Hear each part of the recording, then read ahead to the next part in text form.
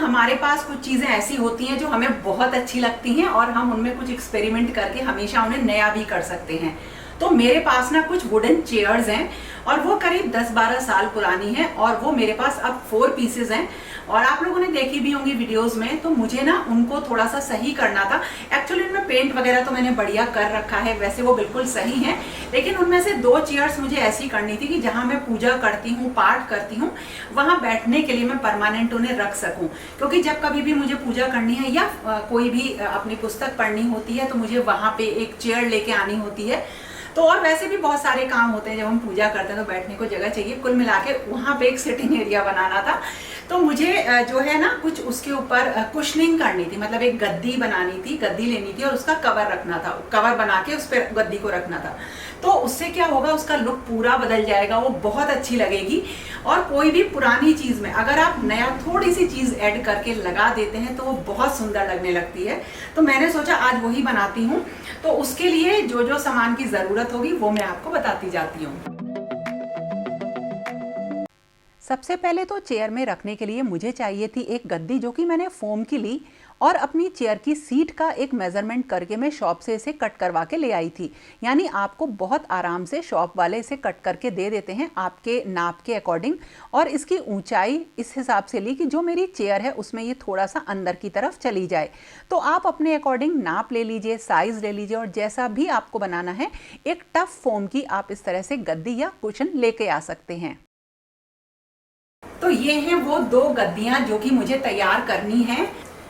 और ये है एक बहुत ही सुंदर सा फैब्रिक पीस जिसपे मोर बने हुए हैं, पेड़ बने हुए हैं, बिल्कुल जिसे कहते हैं ना बड़ा नेचुरल सा प्रिंट इस पे है। कलर कॉम्बिनेशन बहुत सुंदर है, मतलब ये परफेक्ट है पूजा रूम के लिए या कोई ट्रेडिशनल आप क्रिएट करना चाह रहे हैं कोई जगह, उसके लिए। एक ना हैवी फैब्रिक है, ये सिल्क तो नहीं है, ये ना कुछ हैवी फैब्रिक है जिसपे अच्छा सा काम हो रहा है। देखिए कुछ इस तरह से, काफी पहले मैं इसको लेकर आई थी, बहुत सुंदर है, देखिए बहुत सुंदर है ये। जो दोपहर का टाइम होता है उसमें ज़्यादातर अपना काम ख़त्म करने के बाद मैं कुछ वो काम करती हूँ जो मुझे करना बहुत पसंद है। और जैसे स्टिचिंग करने से क्या होता है, जो भी मुझे डेकोरेशन है ना उसमें से काफ़ी मदद मिलती है और बहुत आराम से घर पे ही हम नई नई चीज़ें बना सकते हैं। अब जैसे इस चेयर को मुझे नया करना था तो मैंने फटाफट इसकी गद्दी बना ली, यानी गद्दी का कवर बना लिया। तो देखिए कवर बनाने के लिए मैंने क्या किया, कपड़े को कट किया है और ये इतना बड़ा कट किया है कि गद्दी के चारों तरफ करीब 10 से 12 इंच का फैब्रिक रहे। और इस तरह से देखिए गद्दी के साइड में मैंने एक मार्किंग कर ली है जिससे पूरा एक साइज या एक निशान आ जाएगा। जब हम इसको हटाएंगे ऊपर से तो हमें वो निशान प्रॉपर्ली दिखाई देगा। तो याद रखिए मैंने कपड़ा कट किया है, चारों तरफ 10 से 12 इंच जगह रहे और बीच में इस तरह से मार्किंग कर ली है और ये सारी चीज़ें मैंने उल्टी तरफ करी हैं। अब देखिए मुझे इसमें कुछ इस तरह का काम करना था कि बिल्कुल परफेक्ट कवर बने और वो भी बहुत आसानी से। तो मैंने गद्दी रखी और उसके ऊपर उल्टा देखिए ये फैब्रिक इस तरह से रख लिया और जो मार्किंग मैंने करी थी वो बिल्कुल इसी तरीके से रखी कि जो हमारी फोम की ये शीट है या फोम है या गद्दी है उसके ऊपर ये प्रॉपर आए।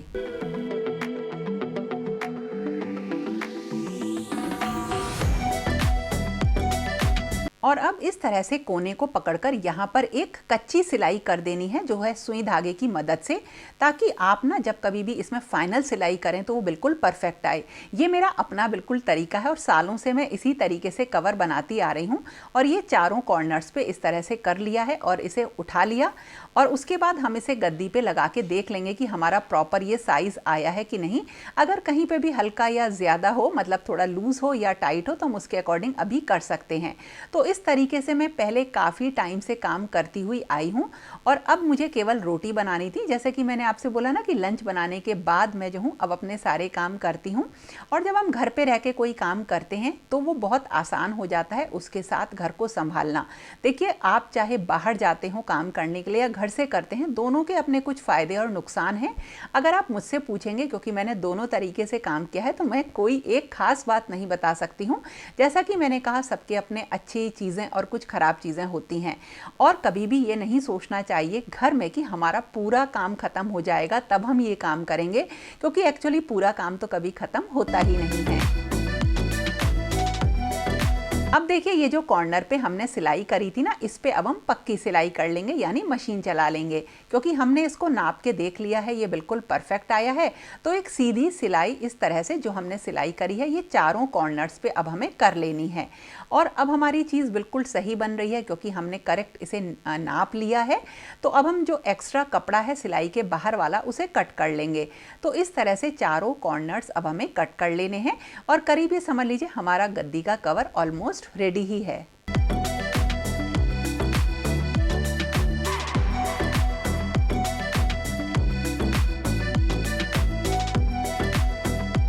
तो इस तरह आसानी से हमने ये कवर बना लिया है। अभी ये पूरा नहीं बना है।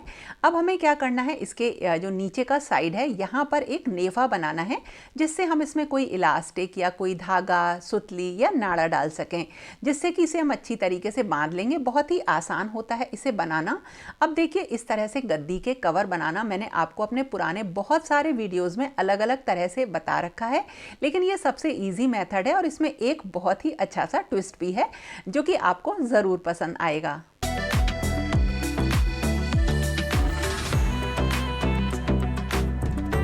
अब देखिए, ये रेडी हो गया है और इसमें नीचे की तरफ इस तरह से एक्स्ट्रा फैब्रिक आ गया है। हमने गद्दी के साइज से करीब 10 से 12 इंच एक्स्ट्रा फैब्रिक लिया था, जो इस तरह से देखिए लटका भी हुआ है। अब हम इसमें नीचे एक डोरी डाल लेंगे और अगर आप चाहें, अगर आपको बनानी है तो यहाँ पे इलास्टिक डाल लीजिए, बिल्कुल इसी मेथड से, और इस तरह से खींच के इलास्टिक को बंद कर दीजिए या गांठ लगा दीजिए। तो इस तरह से गद्दी का बहुत ही आसान तरीके से कवर रेडी हो जाता है। लेकिन मैं कुछ इस तरह से नहीं कर रही हूँ और उसका रीज़न ये है कि मुझे इसे थोड़ा सा नीचे की तरफ लटकाना है। देखिए, कुछ इस तरह से ये आ गया है। अगर आप चाहें तो यहाँ पे थोड़ी सी फ्रिल बना सकते हैं बड़ी, जिससे आपकी अगर कुर्सी नीचे से खराब है या आप उसे छुपाना चाहते हैं तो वो भी छुप जाएगी। अब जो ये डोरी का बांधने वाली जगह है, इसे मैंने पीछे की साइड में रखा और इस तरह से चेयर में इसे सेट कर लिया। तो जो नीचे इसका एक चौड़ा सा पार्ट आएगा वो बहुत अच्छा लगेगा। पीछे की तरफ एक टाइट तरीके से गांठ इसमें लगा दी है और ये एक प्रॉपर कवर देके इस तरह से गद्दी का रेडी हो गया, जो कि अब जो इस चेयर पे से बिल्कुल भी नहीं सरकेगा।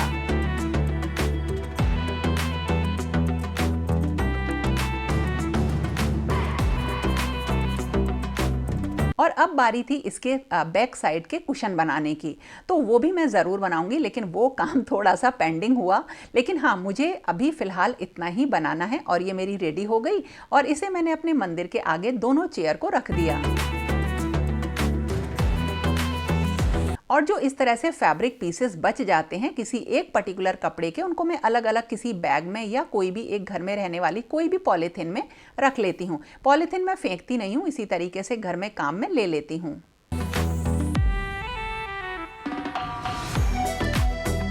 और अब आप सोचोगे ये इस तरीके से प्लांट्स में कहाँ से ला रही हूँ।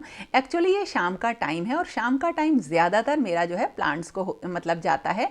ये एक बिल्कुल ऐसे मैंने सेट कर रखा है कि इस टाइम पे मुझे अपने प्लांट्स सही करने हैं। अब जो मेरी ऊपर छत में मनी प्लांट्स रखे हुए हैं, वहाँ काफ़ी गर्मी हो रही है, जिससे ये थोड़े से ड्राई मतलब सूखते से जा रहे हैं इनके पत्ते, इसलिए मैं समर्स में इनको नीचे ले आई। और वैसे भी अगर आप अभी कोई भी काम शुरू करना चाहते हैं, घर पे कुछ पौधे लगाना चाहते हैं या प्लांट से अपना एक गार्डन बनाना चाहते हैं, तो सबसे पहले जो हार्ड प्लांट्स होते हैं उनको स्टार्ट करिए। जैसे मनी प्लांट एक बहुत ही सुंदर पौधा है, इसको अगर आप अच्छी तरीके से रखेंगे, इसमें वैसे कोई भी फर्टिलाइज़र की ज़रूरत नहीं होती है, लेकिन अगर आप इसे रखेंगे ना तो ये बहुत अच्छे से ग्रो करता है। और वैसे भी जो गर्मी होती है उसमें एक जैसे पौधे अगर आप एक जगह रखेंगे तो कब पानी देना है, कितना पानी देना है, इसमें आसानी रहती है। तो मैंने सारे मनी प्लांट जिनकी जो बेल बन रहे थे, जो काफ़ी बड़े हो रहे गए थे उन सबको मैंने इकट्ठा एक जगह रख लिया है। और जितने भी आप ये मनी प्लांट्स देख रहे हैं ये सारे कटिंग से ही मैंने ग्रो किए हैं। और जो ये बड़े वाले हैं ये करीब मैं काफ़ी पहले नर्सरी से लेकर आई थी और इनमें भी बहुत अच्छी ग्रोथ हो गई है और ये देखने में बहुत सुंदर लगते हैं। और अब बारी आती है स्प्रे करने की। तो देखिए जो खाली ये स्प्रे बॉटल्स हो जाती हैं ना, मैं इनकी पत्तियों में स्प्रे करने के लिए इसी बॉटल का यूज़ करती हूँ।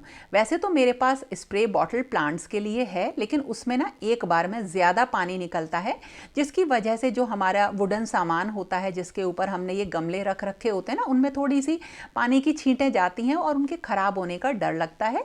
हालांकि इन सब के नीचे मैंने प्लेट्स वगैरह लगा रखी हैं, लेकिन जो ये स्प्रे बॉटल से अगर आप स्प्रे करेंगे तो इसमें से काफ़ी कम या मतलब ये समझिए सही पानी निकलता है। और इसे मैं ज़रूर करती हूँ मनी प्लांट में, गर्मियों में खासकर हर पौधे में ही स्प्रे, जो कि जो है मेरे बरामदे में रखे हुए हैं। इससे ये पौधे बहुत अच्छा ग्रो करते हैं। तो जो पत्तियां हैं ना उन पे कभी डस्ट नहीं रहनी चाहिए और इस तरह से ये शाम का मेरा बहुत अच्छा टाइम स्पेंड होता है।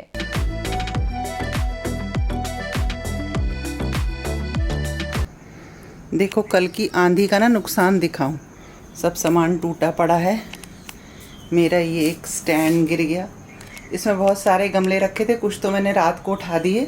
और देखो ये जीजी प्लांट वगैरह सब टूट गए, पूरी मिट्टी यहाँ पे हो गई। और एक ये बड़ा चड्डक वाला मेरे पास प्लांटर था, गमला था, ये भी टूट गया पूरा। यहाँ पे ये सब टूट फूट हो गई। देखो एक ये वाला बच गया। ये सब काफ़ी सारे चीज़ें इधर टूट फूट हो गई हैं। ये देखो कुछ टूट गया, यानी क्या क्या सामान यहाँ आ गया है। और देखो यहाँ पे भी गमले वमले सब टूट गए हैं।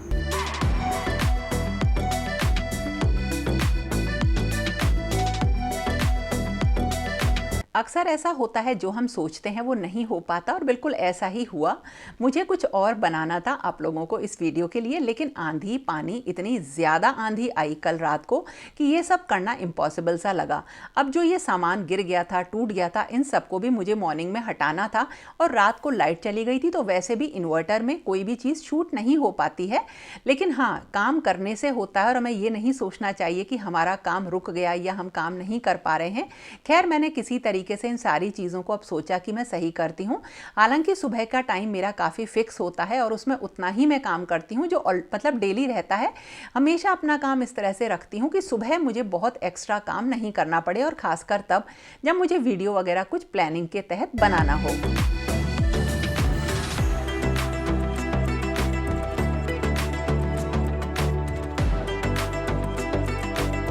रात को आंधी इतनी तेज आई कि बहुत सारे मेरे जो गमले हैं वो भी टूटे, बहुत जगह बहुत नुकसान हुआ, जो कि आज मुझे पता चला। खैर अब मुझे करनी थी क्लीनिंग। हालांकि मेरे पास क्लीनिंग के लिए मतलब हेल्पर है जिसका काम झाड़ू पोछा करना है, लेकिन फिर भी मैंने सारी सफाई करी। जो मैंने ये वुडन फेंस लगा रखी है इसे हटाई, झाड़ू लगाई, और उसके बाद अच्छी तरीके से सारे प्लांट्स को धो दिया। धूल मुझे क्या, मेरे प्लांट्स को भी नहीं पसंद है। और इस तरह से धीरे धीरे करके मैंने सारी सफाई करी। कभी भी जब काम बढ़ जाता है तो हम ये सोचते हैं कि कैसे करें, लेकिन काम ना हमेशा करने से होते हैं। रात को लाइट की प्रॉब्लम थी, इस वजह से किचन भी क्लीन नहीं हो पाई, जो कि मैंने मॉर्निंग में करी। काम काफ़ी बढ़ गया, लेकिन मैंने डिसाइड कर रखा था कि आज आप लोगों को जो भी मैं करूंगी उस वीडियो को ज़रूर शेयर करूंगी, ताकि जो डेली लाइफ में हम चैलेंजेस फेस करते हैं, छोटे छोटे ही सही, उनको भी मैं आपके साथ शेयर करूं। काम काफ़ी बढ़ जाता है क्योंकि सारा काम मैं खुद ही करती हूं, और दूसरा मेरी वॉशिंग मशीन भी ख़राब हो गई है। लेकिन सारी चीज़ें ना मैंने डिसाइड कर रखा था कि मैं 9 o'clock तक सब खत्म कर लूँगी, और मेरा ख़त्म हुआ भी। और उसके बाद वीडियो एडिट करके मैंने आप लोगों तक पहुँचाया भी। जब आंधी आती है तो अच्छी तरीके से बाहर सारे मैट्स वगैरह को मैं बहुत अच्छी तरीके से झाड़ देती हूँ, और अब जिस दिन भी तेज़ धूप निकलेगी ये सारे वॉश कर लूँगी। तो इस तरह से आज का दिन बीता। धीरे धीरे सफाई भी करी, कुछ खुद करी और कुछ करवाई, और इस तरह से मैंने अपना काम ख़त्म किया।